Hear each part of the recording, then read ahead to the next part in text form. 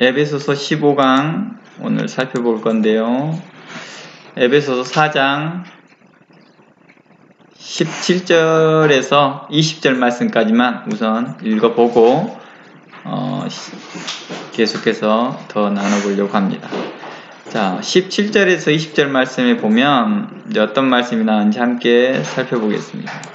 그러므로 내가 이것을 말하며 주 안에서 증거하노니 이제부터는 이방인이 그 마음에 허망한 것으로 행한 것 같이 너희는 행하지 말라. 저희 청명이 어두워지고 저희 가운데 있는 무지함과 저희 마음이 굳어짐으로 말미암아 하나님의 생명에서 떠나 있도다. 저희가 감각 없는 자 되어 자신을 방탕에 방임하여 모든 더러운 것을 욕심으로 행하되 오직 너희는 그리스도를 이같이 배우지 아니하였느니라 라는 내용입니다. 카톡이 늦어서 이제 늦게 왔지. 자, 그러면 이제 오늘로 해서 지금 우리가 에베소서를 15번째 살펴보고 있는데 오늘 주제는 이 그리스도인과 이방인이라는 주제를 가지고 17절에서 20절 내용을 살펴보려고 하는데 실질적으로는 4장 17절에서 32절까지 우리 지난주에 살펴봤던 모든 내용이 함께 포함되고 있어요. 그래서 우리가 먼저 지난주에는 연말이고 새해다 보니까 20절에서 32절까지를 먼저 살펴봤지만 순서상으로는 원래 17절, 20절을 먼저 봐야 되는데 오늘 이제 보게 된 거예요. 그래서 올해 새해에도 여러분들이 이제 하나님께 대하여서 더 많이 알고 배워나가는 시간이 되었으면 좋겠고 하나님 말씀에 좀 더 정진되고 또 성장되고 발전되었으면 좋겠다는 뜻으로 에베소의 말씀이 계속 우리에게 증거되었으면 좋겠습니다. 매년마다 돌아오는 새해가 있고 매해마다 돌아오는 연말이 있는데 그때마다 사람들은 이것을 특별한 의미를 갖고 있는 사람도 있고 그렇지 않는 사람도 있는 것 같아요.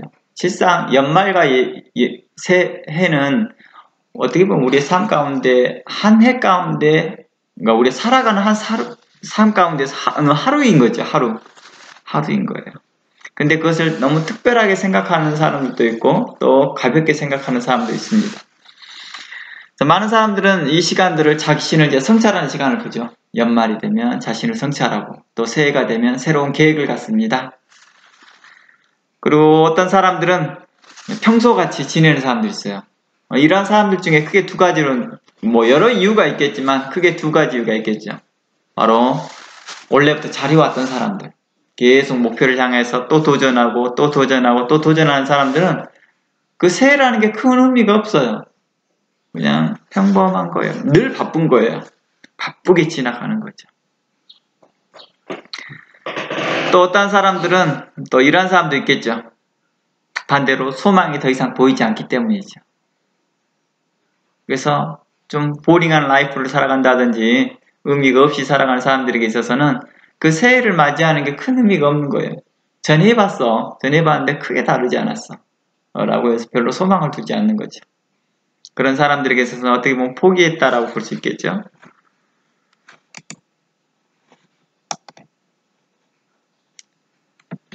작년 9월 말부터 우리는 에베소서를 이제 강의하고 살펴보았습니다. 올해에도 연결해서 우리는 살펴보고 있지만 이 내용을 통해서 에베소서를 통해서 우리는 참 하나님께 감사할 내용들을 많이 발견하게 됩니다. 그러다 보니까 강의하는 저도 많이 기쁨이 되고 의욕이 넘치게 되는 것 같아요. 성탄절에도 연말에도 또 새해에도 그랬듯이 우리는 9월달부터 계속 에베소서를 살펴보았습니다.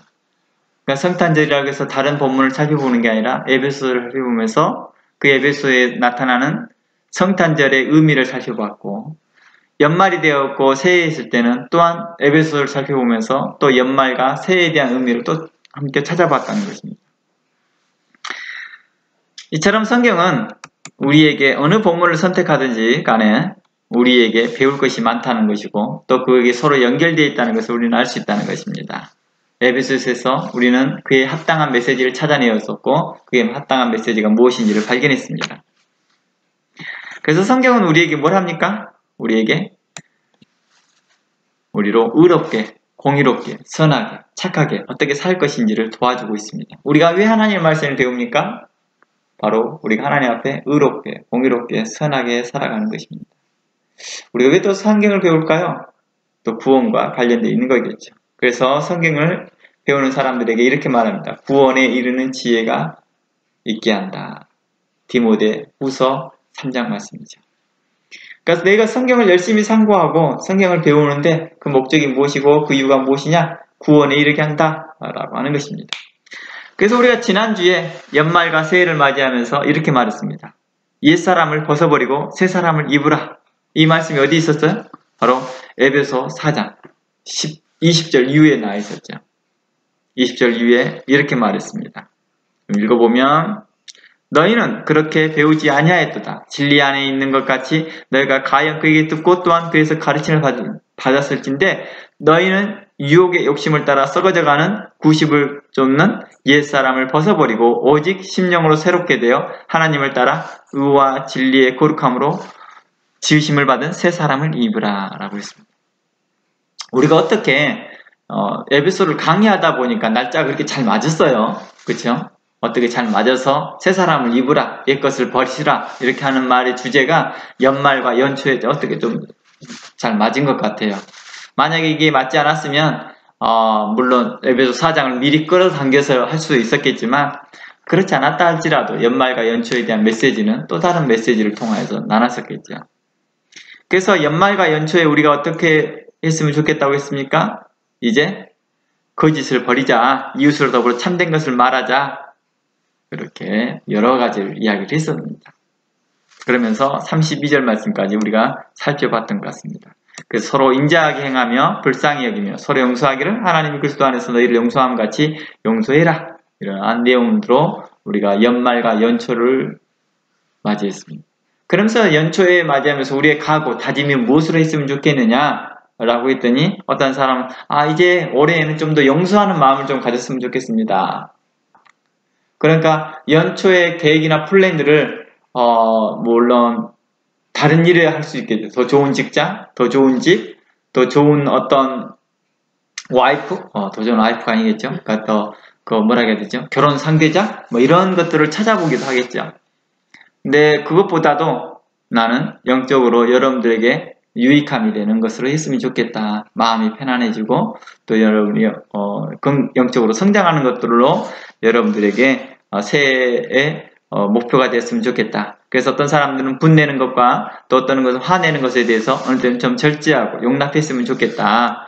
또 어떤 사람들에게 대해서는 좀 사랑을 좀 더 나눴으면 좋겠다. 어떤 사람들은 좀 더 인자함을 했으면 좋겠다. 그래서 이 말씀을 어디서부터 봤었죠? 우리가 실제로 4장 1절부터 봤죠. 그래서 너희는 그리스도의 부르심이 합당히 행하여서 모든 온유와 겸손과 사랑으로 했으면 좋겠다. 이러한 것들 중에서 어떤 단어들이나 어떤 사항들이 자기에게 목표가 됐으면 좋겠다라고 했습니다. 아무리 높은 자리에 올라가더라도 아무리 돈을 많이 벌더라도 결국 인자하지 못하고 온유하지 못하고 겸손하지 못하고 내 마음에 잠을 이루지 못하고 그래서 분이 내 마음에 솟아오르고 이로 인해서 수많은 갈등과 고민과 밤잠을 설치게 되면 이 모든 걸 다 잃어버리더라는 것이죠.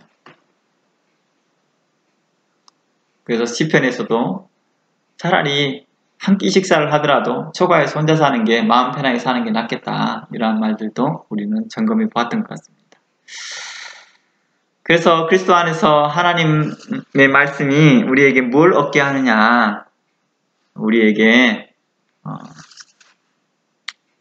우리로 살아가는데 의롭게, 공의롭게, 지혜롭게 어떻게 살아갈 것들을 우리에게 가르치는 것 같습니다. 자, 오늘은 그리스도인과 이방인에 대해서 이제 살펴보려고 그래요. 그리스도인과 이방인에 대해서 살펴보는데 실상 우리에게 익숙한 고린도후서 5장 17절을 보면 이런 말씀이 있습니다. 그리스도 안에 있으면 새로운 피조물이다 라는 말이 있습니다. 그리스도 안에 있으면 새로운 피조물인데 에베소서는 우리에게 뭘 입으라고 그래요? 또다시 새 사람을 입으래요. 그러니까 고린도후서의 관점에 보면 모든 그리스도인은 모든 주 안에 있는 모든 사람들은 새로운 피조물이다 라는 정의를 해줍니다. 그런데 에베소서의 관점에 들어오면 다시 성도들에게 새 사람을 입으라고 말합니다. 즉 비슷한 단어이지만 전하고자 하는 뉘앙스가 다르다는 것을 우리는 볼 수 있다는 것입니다. 이러한 관점에서 에베소서는 그리스도 안에서 온전히 거하지 못하고 있다는 분위기로 말씀하고 있는 거예요. 그러니까 에베소서의 말씀은 너희가 온전히 거하고 있었다면 이렇게 말했겠죠. 아, 너희들은 그리스도 안에서 새로운 피조물이에요. 이렇게 격려하고 칭찬했을 텐데 그러지 아니하고 도리어 에베소서는 뭐라고 말해요? 새 사람을 입으래요. 아, 그럼 이 사람들이 다 새신자들인가? 이 사람들이 다 예수를 잘 못 믿고 믿음이 연약한 사람들이었을까? 이렇게 생각할 수도 있겠죠. 그러나 실상 우리가 에베소서 1장부터 우리가 살펴봤지만 에베소는 그러한 관점이 있지 않았다는 것입니다. 에베소는 교인들은 신앙생활을 꽤나 오랫동안 했던 사람들이고 그들은 특히 바울과 또 사도 요한과 같은 사람들을 통하여서 말씀을 배웠던 사람들이라는 것입니다.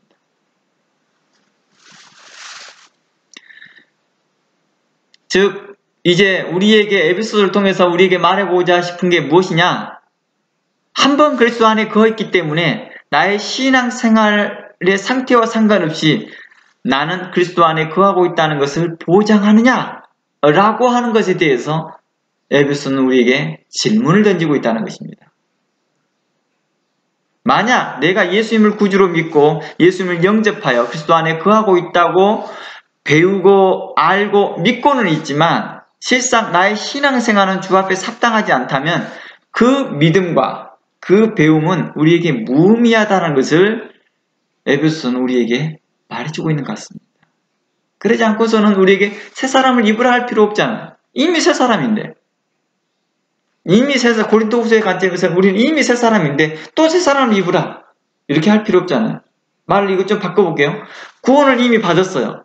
근데 그 사람에게 또다시 구원을 받으라 이렇게 말하는 게 좀 뭔가 이상하잖아요. 그러니까 뉘앙스가 좀 다르다는 거예요. 그렇죠? 한 사람이 이미 주 예수를 믿으라 그리하면 너와 내 집에 구원 얻으라. 너가 구원 얻었다. 이렇게 영접한 자, 주 예수를 믿는 자들에게 구원 얻었다. 이렇게 말을 해줘요. 그래서 나는 예수님을 영접했습니다. 난 예수님을 나의 구주로 인정했습니다. 고백했습니다. 하고 구주로 받아들였어요. 그 사람들에게 또다시 말하고 있다는 거예요. 구원을 얻으라. 뭘 의미할까? 뭔가 이 뉘앙스가 좀 있는 것 같아요. 만일 우리가 한 번 믿고 한 번 영접한 그것이 지속되어지고 나와 영적 상태와 전혀 상관없이 내가 하나님 안에 늘 거하고 있었다 한다면 에베소서는 우리에게 또다시 새 사람을 입으라 라고 권하지 않았을 것입니다. 그러겠죠. 바로 이러한 관점에서 오늘은 그리스도인과 이방인에 대해서 나눠보려고 한다는 거예요. 에베소 교회가 어떻게 설립되었는지를 잠시 설명해 보면 이렇습니다. 에베소 교회는요, 사도 바울이 1차 전도여행 때도 갔고요, 2차 전도여행 때도 갔고, 3차 전도여행 때도 갔습니다. 특별히 3차 전도여행 때에는 그들에게 제자를 따로 세워서 그들에게 2년 동안 성경을 가르쳤거든요. 또 교회가 어느 정도 막 성장되고 커지기 시작할 때는 장로들을 따로 불렀고 또 그들에게 대하여서 말씀을 가르치는데 계속해서 하나님의 말씀들을 그들에게 가르칠 때 이런 일들이 나타나요. 사도 바울이 손수건만을 만지더라도 병이 낫고 그랬어요. 그리고 이 에베소는 지금 7대 불가사리라고 하는 아데미 신전도 있었거든요. 근데 이 아데미 신전에서 책이 무려 5만 권이라는 책이 타요. 누구 때문에 그죠? 예수를 믿는 사람이 점점 많아지니까 더 이상 뭐 하지 않아요? 우상 숭배를 하지 않게 되는 거예요. 이처럼 종교가 개혁이 되어 있는 상황이었거든요. 그런데 세월이 흘러서 3년 반 동안이라 세월이 좀 흘렀거든요. 세월이 많이 흘러서 어떻게 말을 하냐면 사도행전 20장을 보면 에베소 이제 장로들에게 말을 해요. 그러니까 에베소 교회를 설립하기 전에는 설립할 때 제자들 따로 서서 2년 동안의 말씀을 가르쳐서 교회를 세웠어요. 설립을 했어요. 3차 전도여행 때요. 그리고 나는 교회가 많이 커졌어요. 많이 커지고 기적도 일어나고 이적도 일어나요. 그리고 난 후에 장로들이 생겼을 거 아니에요. 근데 그 장로들을 대하여서 내가 사도행전 20장 32절을 보면 내가 3년이나 밤낮 쉬지 않고 눈물로 각 사람을 훈계하던 것을 기억하라 라는 말이 나와요. 그러니까 장로들에게 하는 말이 내가 3년이나 밤낮 쉬지 않고 눈물로 각 사람을 훈계했다라고 말합니다. 자, 그러면 1차부터 볼게요. 1차 전도회 때 에베소 교회를 경험합니다. 2차 전도 에베소 교회, 3차 전도여행 때는 적극적으로 말씀을 가리킵니다. 2차, 3차 때, 1차, 2차, 3차 때 누구 있었냐면 바로 누가 가르쳤냐면 브리스길라와 아굴라가 말씀을 가리킵니다. 그 교회에서요. 물론 그 교회, 그때 당시 교회가 설립되지 않았습니다. 거기 있는 사람들이겠죠.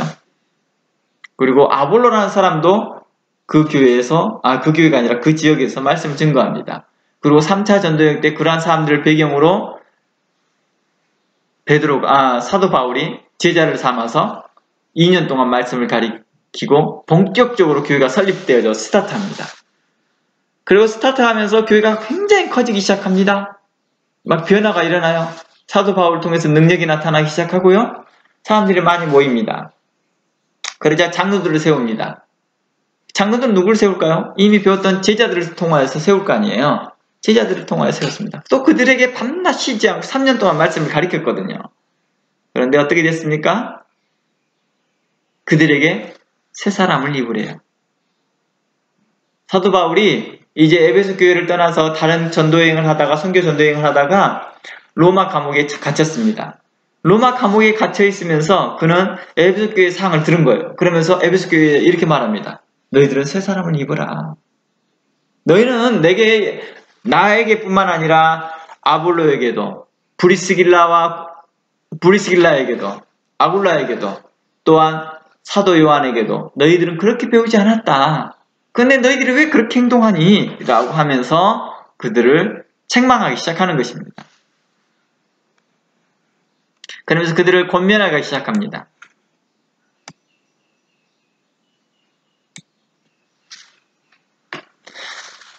정말 에베소 교회는 귀한 사도로서 사도들이 와서 말씀을 증거했었고 또 하나님의 사람들이 와서 가르쳤고 또 그곳에 성령의 사람들이 말씀을 가르쳤거든요.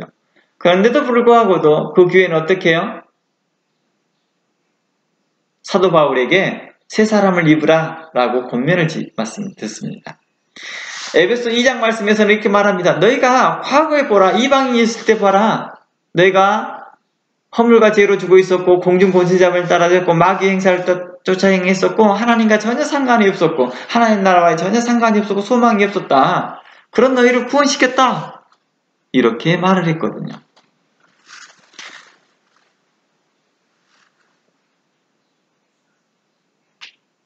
그러니까 그들에게 새 사람을 입으라고 권면했던 이유가 뭘까요? 그 이유는 좀 전에 말했듯이 그들이 그리스도 안에 거하기보다 다른 생각, 다른 태도를 취하고 있었다는 거예요. 성도로서의 태도를 취하지 아니하고 다른 태도를 취했다는 거죠. 사도 바울은 신앙생활을 잘하고 있다고 칭찬하고 격려하는 대신 에베소 교회를 칭찬하고 격려하는 대신 뭐 했어요? 경고를 했다는 거예요. 경고요. 사도 바울이 그들을 가르쳤고 세웠고 장로까지 세웠고 그들을 3년 동안 밤낮 쉬지 않고 눈물로 가르쳤으면 그들에게 애정과 애착을 가지면서 정말 그들이 칭찬해야 될 거 아니에요. 그쵸? 너희 참 잘하고 있다. 열심을 내라. 이렇게 했을 거 아니에요. 근데 도리어 그들에게 격려 대신 경고를 합니다. 뭐라고 말하냐? 하나님의 생명에서 떠나 17절부터 보면 그런 말이 나와요. 10절 보면 하나님의 생명에서 떠난 이방인의 때와 같이 너희가 행하고 있다. 무지하고 마음이 굳어져서 하나님께 대해 청명을 잃어가고 있고 너희가 무지하다라고 경고하고 있습니다. 그들에게 큰 채찍을 들어서 말하기를 너희는 그렇게 배우지 않았는데 너희들이 욕심대로 행하고 있다라고 책망한 것입니다. 너희들이 그렇게 배우지 않았다라는 것은 바울과 또한 다른 전도자들 통해서 사도들을 통해서 너희들은 그렇게 배우지 않았는데 너희들이 그러고 있다라고 책망하고 있는 거죠. 그러면서 17절에부터 읽어보면 이러는 거죠. 그러면 내가 이것을 말하며 주 안에서 증거하노니 이제부터는 이방인이 그 마음에 험한 곳으로 행한 것 같이 너희는 행하지 말라. 이 말은 곧 뭘 말해요? 반어법적으로 그들이 이방인의 그 험한 곳을 행한 것 같이 행하고 있다는 것이죠. 그러니까 행하지 말라는 것이죠. 그러면서 그 행함이 어떤 행함이었느냐 했더니 청명이 어두워지고 무지하고 마음이 굳어지어서 하나님의 생명에서 떠나 있는 것들처럼 너희도 그 이방인같이 행하고 있다라는 걸 말하고 있죠. 또 그 이방인의 태도가 어떤 거예요? 감각이 없는 자가 되어 자신을 방탕에 방임하여 모든 더러운 것을 욕심으로 행하되 오직 너희는 그리스도를 이와 같이 배우지 않았다라고 한 것이죠. 그러니까 처음에 그리스도를 배울 때 이런 걸 배우지 않았는데 그들이 나중에 계속해서 다시 going back to 어디로? 예전처럼 돌아갔다는 거예요. 그러니까 다시 사도 바울은 새 사람을 다시 입어라 이렇게 말해주고 있는 거겠죠. 새 사람을 입으라는 말이 뭐예요? 다시 행동을 고쳐라 이 말이죠. 행동을 고쳐라. 2020년에도 우리가 행동을 고쳐야 될 것들을 말을 하고 있는 거죠. 뿐만 아니라 하나님의 말씀을 받는 그 순간이 우리에겐 새해가 되겠죠. 새 순간이 되겠죠. 내 행동을 바꾸는 순간 내가 이렇게 하면 안 되겠다 라고 각오하는 순간 그런 결단하는 순간들이 내게 있어서는 새해가 되는 거죠. 그렇죠? 나에게서 새로운 다짐을 갖게 하는 거죠. 하나님께서는 우리에게 어느 때든지 그런 각오를 가지라고 말합니다. 그렇게 결단하는 그 순간을 성경은 우리에게 대하여서 그리스도 예수 안에서 새로운 피조물 된 때, 새 날이다 이렇게 표현해 주는 거죠.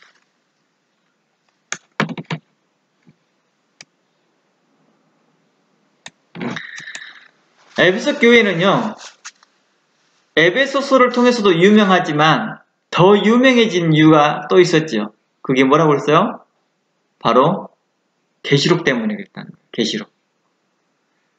사도 요한이 밤모섬에서 아시아 7교회에다 편지를 씁니다. 그래서 그리스도의 메시지를 전달합니다. 그러면서 그 제일 처음 그 메시지를 받는 대상이 누구였어요? 에베소 교회였죠. 그리고 그 독특한 메시지가 있었습니다. 그것은 바로 계시록 2장 4절 말씀에 그 첫사랑을 잃어버리지 말라. 그러므로 너희가 어디서 떨어진 걸 생각하고 회개하여 처음 행위를 가지라. 만일 그렇지 아니하면 회개치 아니하면 내가 내게 임하여 내 촛대를 그 자리에서 옮길 것이다 라고 말합니다. 뭘 뜻하고 있을까요? 아까 좀 전에 에베소 교회의 배경을 좀 설명했습니다. 그런데 그들이 그냥 평범한 어떤 목사들에게나 평범한 어떤 사람들에게 그냥 말씀 배운 게 아니에요. 당대에 탁월한 사도들에게 말씀을 배웠다는 거예요. 당대에 유명한 브리스길라, 아굴라, 아볼로, 사도 요한, 사도 바울 이러한 사람들에게 말씀을 배웠다는 거예요. 그런데 뭐예요? 그들의 구원이 이제 안정됐어. 너희들은 나에게 배웠기 때문에 그 구원이 완전 보장이 됐다니까. 이렇게 말하지 않았다. 회개해라. 아니 이미 회개하고 구원을 받았는데 또다시 회개하래요. 그러니까 뭐 받아들이기 어려운 거죠. 아니 이게 무슨 뜻일까? 아니 이미 그리스도 예수 안에 새 사람 입은 나에게 또다시 새 사람을 입으래. 그것은 자신의 양심이 알겠지요. 자신의 믿음이 알겠지요. 근데 그것을 성경은 말하고 있다는 것입니다. 너희가 거룩하지 않았고 온유하지 못했고 너희가 겸손하지 못했고 너희가 하나님 말씀 안에서 뭐하지 못했다? 부르심이 합당하게 행동하지 못했다.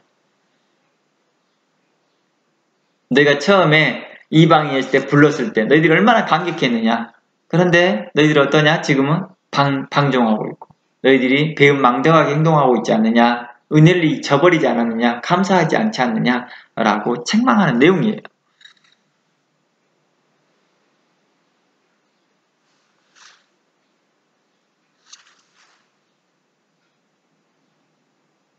그러니까 우리가 신앙생활을 하는 것은 바로 이것 같아요.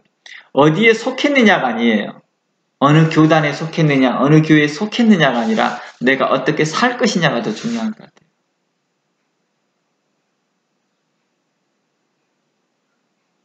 광야교회를 생각해 봅시다. 모세와 함께 있었던 광야교회예요.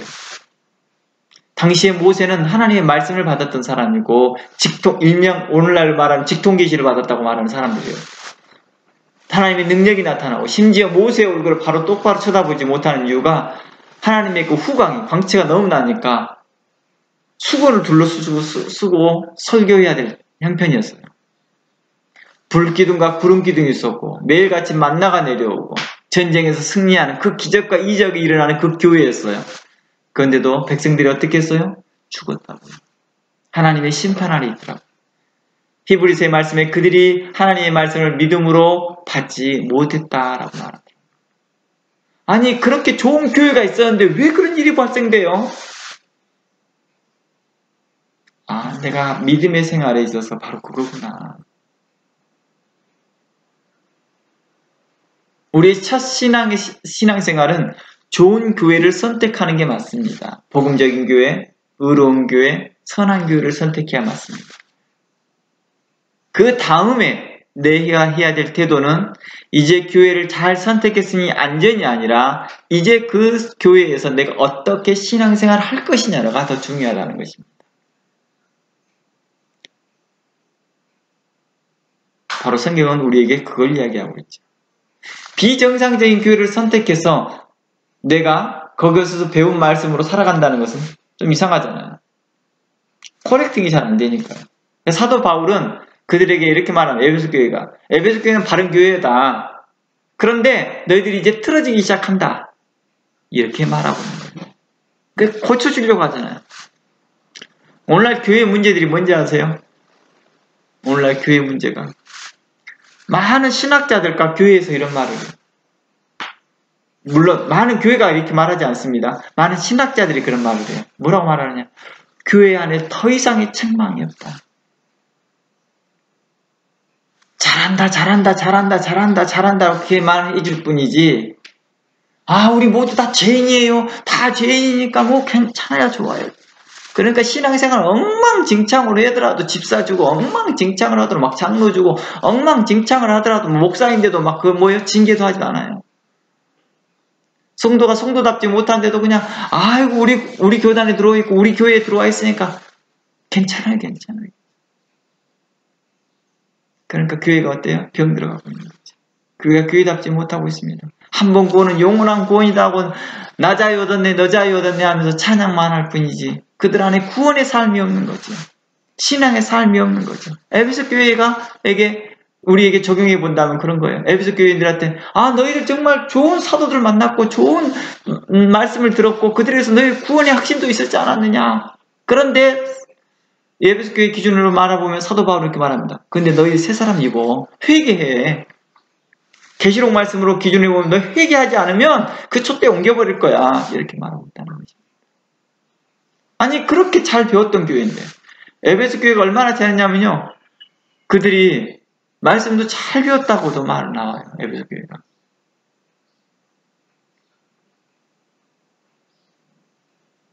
근데 말합니다. 책망할 것이 있는데 라고 말합니다. 촛대를 옮긴다는 것이 뭘까요? 그들에게 구원에 대해 안전을 보장하지 않았다는 것입니다.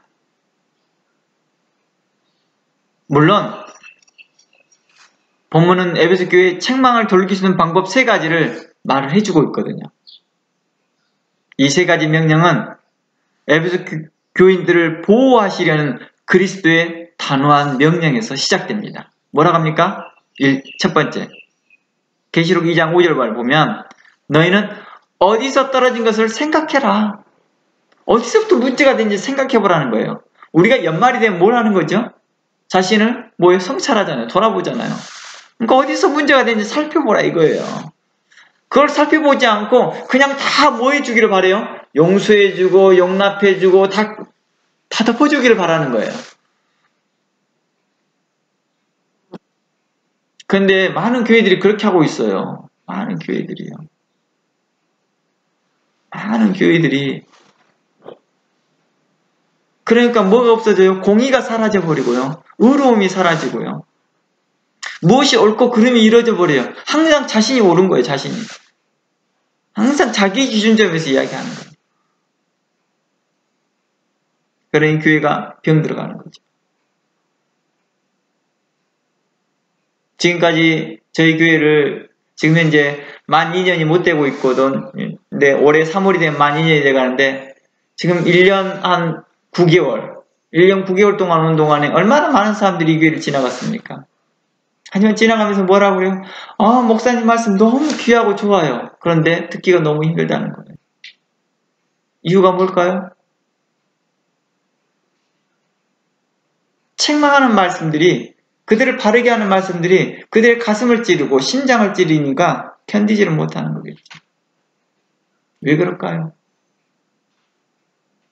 그들이 의로웠으면, 그들이 다른 교회에서 그러한 책망의 말씀을 평소에 들어왔고 그것을 달게 받았다면 어떻게 했을까요? 세트를 했을 텐데 세트를 못해요. 부드러운 말씀, 자기에게 안전한 말씀을 해주기를 바라는 곳으로 찾아가는 거겠죠. 그러면서 이렇게 말을 해요. 아, 저런 교회 또 그러면서 막상 자신들이 가는 교회에다는 이렇게 말을 또 비방을 해요. 그 교회는 말씀이 약해요. 그 교회는 복음이 없어요. 그런 쓰잘데없는 소리를 하고 있다는 거예요. 이리 갖다 놓으면 여기서 불평, 저리 갖다 놓으면 저기에다 불평. 이리 가나 저리 가나 항상 불평 불만이 많은 거예요.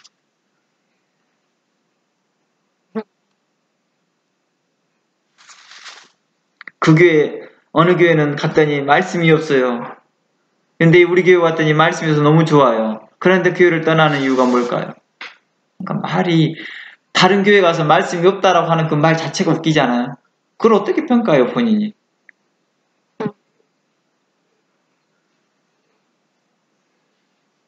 그만큼 우리는 자기 욕심대로 행하고 있다는 것을 말하고 있는 거죠. 그래서 마지막 때 디모데후서에 뭐라고 말했습니까? 마지막 때 사람들이 귀가 가려워서 자기 귀를 긁어줄 사람들에게만 찾아간다는 거죠. 마음의 문제를 해결해 줄 사람들 찾아가지 않는 것이죠. 우리가 오늘날 교회 신앙생활하는 것이 바로 이러한 모습들에 대해서 생각해 봤으면 좋겠다는 것입니다. 너는 어디서 떨어진 걸 생각해 보라고 말합니다. 어디서 무엇으로 인하여서 문제가 되어졌는지를 생각해 보라는 것입니다. 우리가 자녀들에 대해서도 야단치고 혼을 낼 때도 그러는 거죠. 어디서부터 문제가 되는지를 찾아보고 알기에는 원인 제공을 찾아보는 거죠.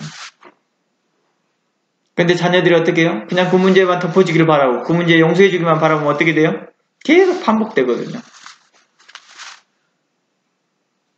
그들에게 뭐라 합니까? 또 회개하라고 말합니다. 그리고 처음 행위를 다시 가지래요. 만일 그렇지 아니하면 회개치 아니하고 다시 자기 자신을 생각해보자 성찰하지 아니하고 다시 성찰한 상태에서 다시 이제 그 처음 행위대로 원래 상태대로 의로운 자리대로 공의대로 자리로 원래의 자리로 옮겨가지 않으면 뭐 할 것이다? 심판을 받게 될 것이다 라고 말하는 것입니다. 너희가 스스로 심판을 초래할 것이다. 그렇지 않으면 이라고 말하는 것입니다. 그리스도의 권면을 외면했을 때 그리스도께서 전하시는 그 권면을 외면했을 때 너희가 심판을 스스로 초래할 것이다 라고 말하는 것이 바로 계시록 내용이었다는 것입니다. 그러니까 계시록과 에베소 내용은 같은 이야기를 하고 있는 거예요. 에베소 교회에서 똑같은 이야기를 하고 있는 거예요. 그래서 에베소서를 우리가 1장부터 4장까지 오면서 계속해서 에베소서를 책망하고 바르게 하고 교훈하는 내용을 계속해서 봤다는 거예요. 에베소서 1장부터 4장까지 오면서 우리는 어떤 걸 봤어요? 에베소를 칭찬하는 교회, 막 잘했다는 교회를 한 내용보다는 계속해서 바르게 하고 책망하고 교훈하고 권면했던 내용을 더 많이 보게 됩니다. 저희 내용상 8대2 정도로 더 많이 권면하고 책망했던 것을 볼 수 있었다는 것이죠. 그만큼 뭐 했다는 거예요? 그들이 라이프가 건강하지 못했음을 볼 수 있다는 것입니다. 그걸 어디를 통해서 볼 수 있어요? 광야교회를 통해서 볼 수 있더라는 거예요. 모세를 통하여서 있었던 40년 동안에 우리는 그 내용을 통해서 광야교회 40년 동안 있으면 어땠느냐? 이번에 우리가 선거를 했던 거, 연말을 맞이해서 우리가 선거를 했었죠. 부활하신 예수님과 스데반과 사도 바울에 대해서 선거를 할 때 스데반의 내용이 뭐였어요? 설교가 뭐였어요? 40년 동안 단 한 번이라도 너희가 제사를 드려본 적이 있느냐? 광야교회에서 이렇게 말합니다. 그러니까 말을 다시 설명해 보면 40년 동안 우리는 광야교회에서 너희들은 광야교회에서 한 번도 바른 제사를 드려본 적이 없다 라고 책망하고 있는 거잖아요. 무늬만 그리스도인, 무늬만 성도라 했던 사람들에게 대해서 그들에게 책망했던 거겠죠. 이곳에서 만 18년간 많은 교회들을 협력해보면서 그런 걸 많이 느꼈다는 거죠. 이 교회에서 집사를 안 주니까 저 교회로 가서 집사 안수를 받아요. 집사 임직을 받아요. 이 교회에서 집사 임직을 안 준 이유가 그가 합당하지 못했기 때문에 안 준 건데 이쪽으로 옮겨요. 그래서 거기서 또 가서 집사 받아요. 이 교회에서 장로를 못 받으면 저 교회로 옮겨요. 막 교회에 옮기면서 합당하지 않는 사람들이 막 또 목회자들 또 어떻게 해요? 의롭지 못하고 선하지 못한 사람들을 막 세워버리는 거죠. 자신의 교인 수를 확충하기 위해서니까요.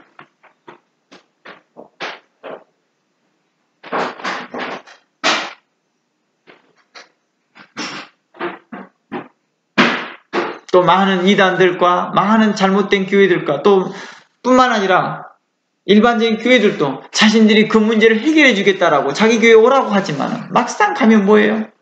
해결해 주지 못하거든요. 도리어 그들을 병들게 하거든요. 배나 더 지옥 자식 만들거든요.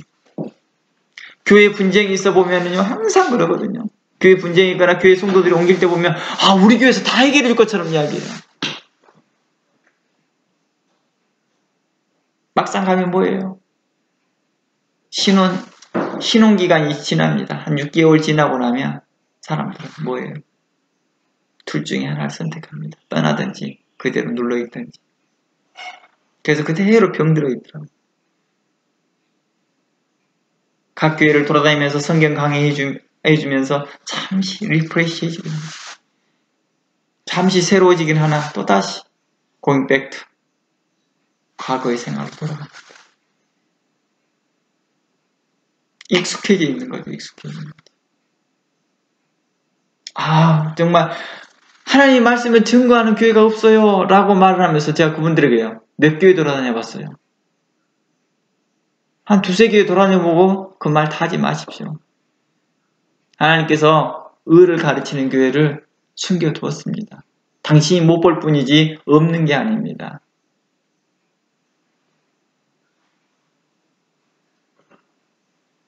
우리는 많이 그러한 부분들에 대해서 생각해 봐야 될 것들이 많습니다.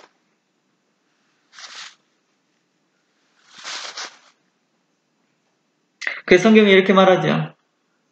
그들의 상처를 심상히 고쳐주며 대충 고쳐주며 평안하다 안전하다 이렇게 말한다는 거예요.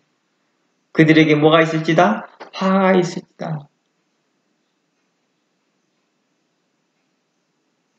오늘날 교회에 옮기는 어떤 교회 협력하면서 어느 분이 그랬어요. 저희 교회 오세요. 저희 교회에 있어요. 목사님한테 상처받는 문제요. 성도들에게 상처받는 문제요. 무엇이 어쩌고 하는 거요. 또 성경 문제 있는 거요. 다 저희가 해결해 줍니다. 같습니다. 뭐예요? 심상히 고쳐주고 적당히 고쳐주고 평안하다 안전하다 한다는 거예요. 두 번째는 정말 그 말씀이 의로운 말씀이 선포되고 공의로운 말씀이 선포되거든요. 근데 문제는 뭐예요? 본인이 안 바꾸려고 그래요. 본인. 실상 진짜 자신이 복음에 간절해서 그 교회에서 자신이 치료받기 위해서 그 교회를 가는 게 아니었다는 거예요. 그래서 제가 보통 신앙 상담을 하게 되면 보통 그러거든요. 자신은 목사님이 어떻게 또 아니면 자신의 교회가 어쩌고 이야기하면 거의 대부분 이렇게 말하죠. 당신 문제입니다. 당신이 문제에서 그래요. 당신이 더 좋은 교회 간다고 더 나을 것 같습니까? 아닙니다. 그 상태로 봤을 때는 전혀 변화가 없습니다.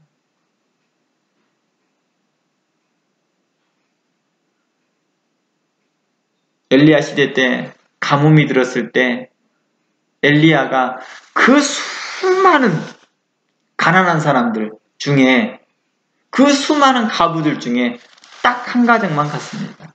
그리고 그 가정에 의를 선포했습니다. 그 수많은 문둥병자들 중에 단 한 사람만이 구원 얻었습니다. 이유가 뭘까요? 그 마음의 겸손함이었습니다. 그 마음의 의로움이었습니다. 그 마음이 착한 마음으로 하나님 말씀을 배우고자 하는 마음이었습니다. 이런 것이 없이로는 하나님을 보지 못합니다. 라고 했거든요. 근데 우리는 어떻습니까? 막 무조건 사도 바울도 사도 요한도 또 누구죠? 모세도 또 많은 사도들도 자신들이 가르치면서도 이것에 대해서 성도들에게 대해서 확신하지 못하였거든. 하물며 우리들은 어떻습니까? 너무 지나치게 확신합니다. 막 그들에게요. 뭐 사도 요한이 확신하지 못했다는 이 말은 내가 한번 가르쳤으니까 너희들은 다 안전해 이렇게 말하지 않았다라는 거예요.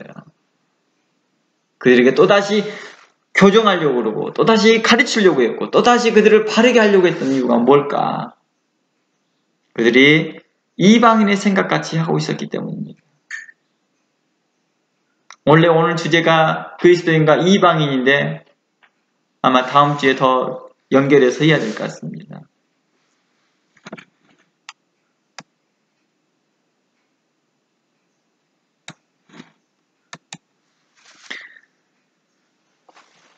계시록에 에베소 교회에 촛대를 옮겨버리겠다고 하는 것은 이제는 무엇을 의미할까요?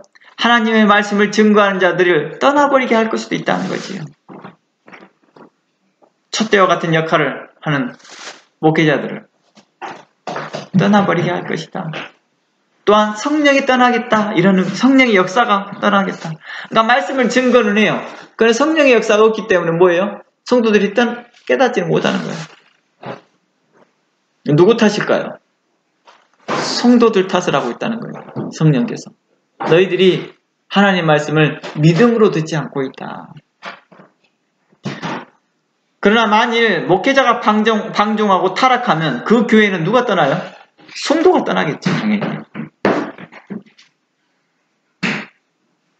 지금 에베소 교회는 목회자의 문제를 다루기보다 성도의 전체적인 문제, 교회적인 전체의 문제를 지금 현재 초점을 두고 다루고 있다는 것입니다. 그럼 성도는 자신을 성찰하고 돌아보는 훈련을 계속해서 가져야 되는 거예요. 자신을 새롭게 하기 힘써야 되고 그리스도 안에서 거하려고 힘써야 되고 경건의 훈련을 해야 된다는 것입니다. 계속해서 말씀만 듣고 있다고 해서 그게 되느냐? 아니라는 것입니다. 훈련을 해야 된다는 것입니다.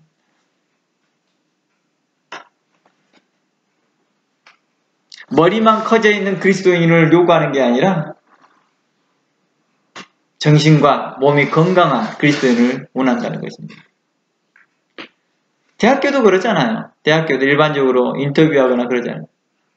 머리만 이렇게 커 있고 빈약한 사람을 선택하고 싶지 않아하는 거예요. 직장도 그러죠. 직장이 그러죠. 몸과 마음이 건강한 사람을 선택하고 싶어 하는 거예요.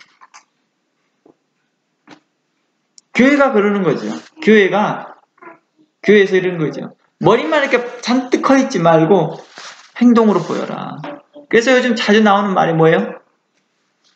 세상 사람도 행동하는 양심이라는 말을 쓰잖아요. 교회도 그런 말을 써야 돼요. 교회도 행동하는 양심이 필요한 거예요. 그리스도인으로서의 양심을 지켜야 되는 거예요.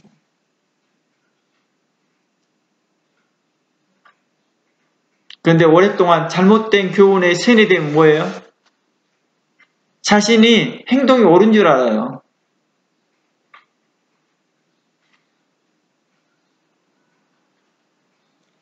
혹시 그 소매치기나 도둑질을 계속 업으로 하는 사람들은요, 자신이 하는 행동이 항상 정당화합니다. 물론 살인도 그래요. 그렇게 하는 사람도 자기 자신을 정당화합니다. 처음에 한 번, 두 번 할 때는 심한 자책감 같습니다. 그런데 계속해서 주변에서 뭐라고 가르쳐요? 좋은 건 나눠 가져야지. 그들이 안 나눠 가져서 그런 거야. 그들이 욕심을 냈기 때문에 우리가 나눠 가는 거야. 그러면 차츰차츰 자기 자신을 뭐예요? 변호해버려요. 그리고 자기 자식을 하는 행동이 정당화해버리죠. 그리고 자기네들끼리 뭘 훔쳐오거나 소매치기하는 것에서 우와 오늘 내가 큰 수확을 얻었다. 큰 이득을 얻었다. 자기네들끼리 칭찬해. 우와 웰던 잘했어 잘했어. 이야 넌 정말 실력자구나. 그들 사이에서 실력자라는 말 들어요. 야 넌 최고야. 그리고 누구도 해요? 제자도 키워요. 도박도 그러고 살인도 그러고 강도도 그렇고 하는 부정적인 역할들이 나중에 그렇게 잘못된 교육으로 되어지는 것들이 많잖아요.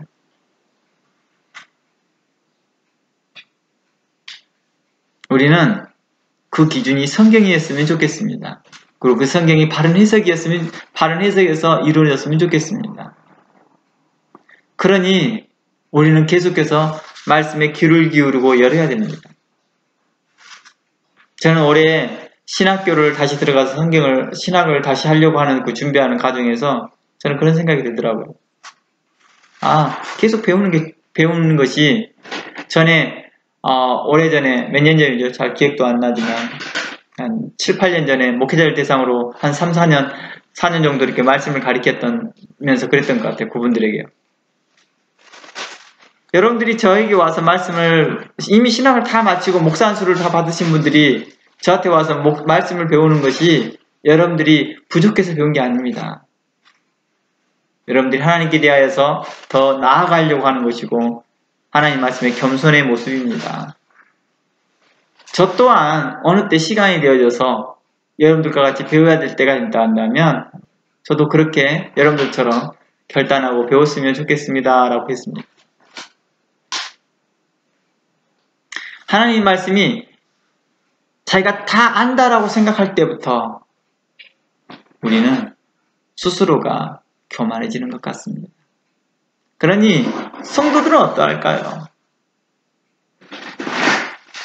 성도들은 그리스도 예수 안에서 믿음을 갖고 확신을 갖되 내가 다 안다가 아니라 내가 꾸준히 하나님 말씀을 성찰해야 되고 배워나가야 되고 성장해야 된다는 걸 인식해야 되는 것입니다. 그래서 이것을 신학에서 뭘 하겠다?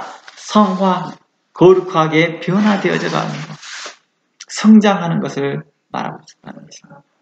우리에게 이러한 성장과 성화가 없다 한다면 마태복음 5장 13절과 14절 말씀이 무의미하다는 거예요. 너희는 세상의 빛이라, 세상의 소금이라. 그러니까 세상 사람들이 말하는 거예요. 그 빛 비치지 말고 그 소금 뿌리지 마. 빛도 아닌 빛을 비치고 소금도 아닌 소금을 비치고 있습니다. 도리어 뭐 하고 있어요? 방해하고 있으니까. 도리어 방해하니까요. 혹시 운전하다 보면 운전하면서 저녁에 운전하면서 운전자들끼리 지켜야 할 매너가 뭐죠? 헤드라이트예요. 쌍라이트를 켜서는 안 되는 거죠. 그렇죠? 라이트가 너무 밝아요. 또 너무 밝아서도 안 되고 또 뭐 해야 안 돼요? 불을 끄거나 미등을 켜서도 안 돼요. 운전자들에게 위협감을 주고 운전자들에게 뭘 줘요? 공포감을 주거든요.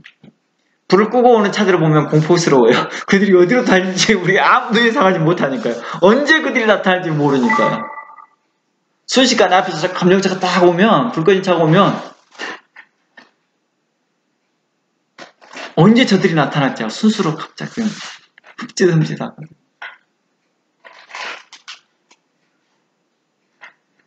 우리는 생각해 봐야 될 것입니다.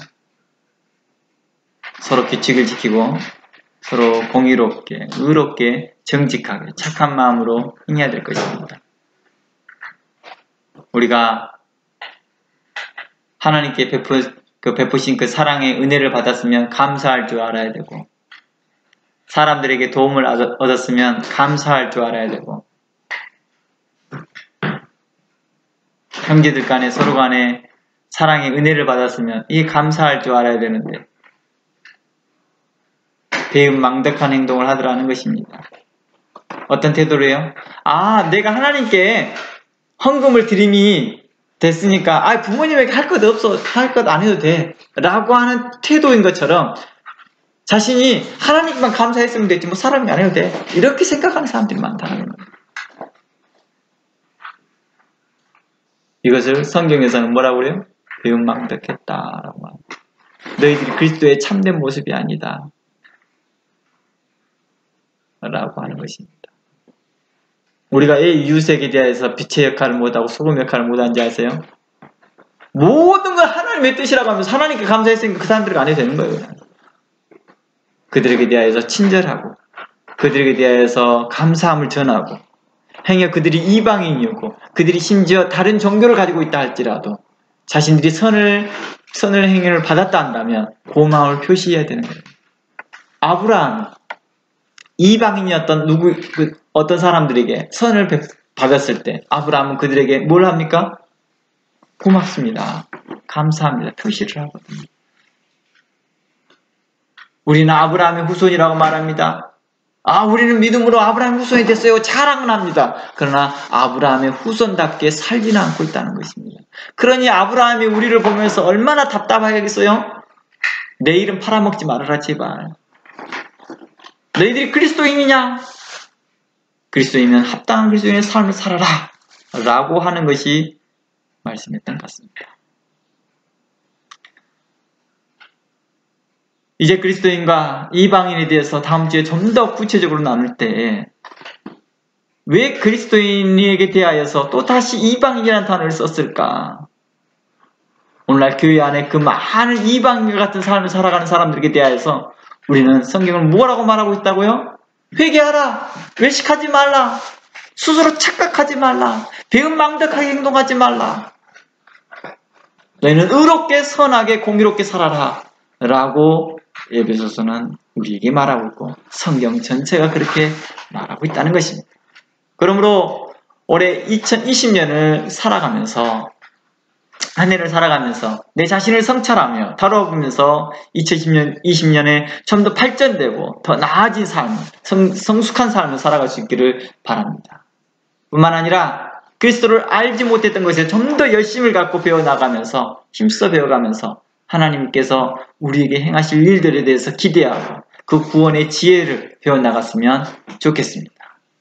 이것이 바로 2020년 첫 주를 맞이해서 제가 에베소를 통하여서 여러분들에게 나누고 싶은 말씀입니다. 다 함께 기도하겠습니다.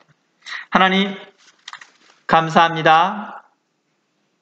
2년 가까이 말씀과 만남교회를 지켜주시고 인도하심을 감사합니다. 이곳에서 의로움의 말씀이 선포되게 하시고 공의로운 말씀이 선포될 수 있도록 성령께서 늘 함께하여 주시옵시고 성령께서 감동하여 주시옵시고 하나님께서 말씀하여 주심을 감사드립니다. 우리가 배우고 창념하여 그 일을 행할 수 있도록 우리에게 은혜를 베푸시고 함께하여 성령으로 함께하여 주시옵소서. 우리 연약함을 도우시옵시고 믿음 없는 걸 도우시사 하나님 말씀에 바르게 의롭게 공의롭게 선하게 행동할 수 있도록 우리를 바르게 하여 주시옵소서.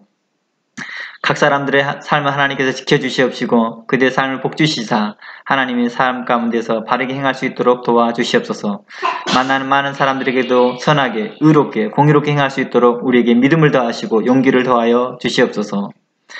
오늘도 우리를 사랑하신 하나님께 감사드립니다. 하나님의 그 구속하심의 은총과 예수 그리스도의 보혈의 은총과 또 성령의 감동 역사하심이 우리 가운데 늘 함께하사 하나님의 사람으로서 바르게 살게 하여 주시옵소서. 오늘도 우리를 살피신 하나님께 감사드리며 예수 그리스도 이름으로 기도합니다. 아멘. 하늘에 계신 우리 아버지여 이름이 거룩히 여김을 받으시오며 나라의 임하옵시며 뜻이 하늘에서 이루어진 것 같이 땅에서도 이루어지이다. 오늘날 우리에게 일용할 양식을 주옵시고 우리가 우리에게 죄 지은 자를 사하여 준 것 같이 우리 죄를 사하여 주옵시고 우리를 시험에 들게 하지 마옵시며 다만 악에서 구하옵소서. 대개 나라와 권세와 영광의 아버지께 영원히 있사옵나이다. 아멘. 마쳤습니다. 김제 만나서 반갑다.